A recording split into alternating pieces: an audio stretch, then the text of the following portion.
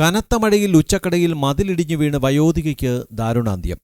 ഉച്ചക്കട സ്വദേശിനി 70 വയസ്സുള്ള സരോജിനിയാണ് മരണമടഞ്ഞത്. മഴയിൽ കുടപിടിച്ച് മതിലിനോട് ചേർന്ന് വഴിയിലൂടെ നടന്നു പോകുമ്പോഴാണ് സരോജിനി അപകടത്തിൽപ്പെടുന്നത്. റിട്ടയർഡ് SP ഭാഗ്യനാഥന്റെ മതിലാണ് തകർന്ന് വയോധികയുടെ പുറത്തേക്ക് വീഴുന്നത്. ഉടനെ വാർഡ് മെമ്പർ മധുവെത്തി നാട്ടുകാരുടെ സഹായത്തോടെ പാറശാല ആശുപത്രിയിലെത്തിച്ചെങ്കിലും മരണമടഞ്ഞു. പ്രദേശത്ത് കനത്ത മഴ തുടരുകയാണ്. മതിലിന് ബലക്ഷയമുണ്ടായിരുന്നതായി നാട്ടുകാർ പറഞ്ഞു.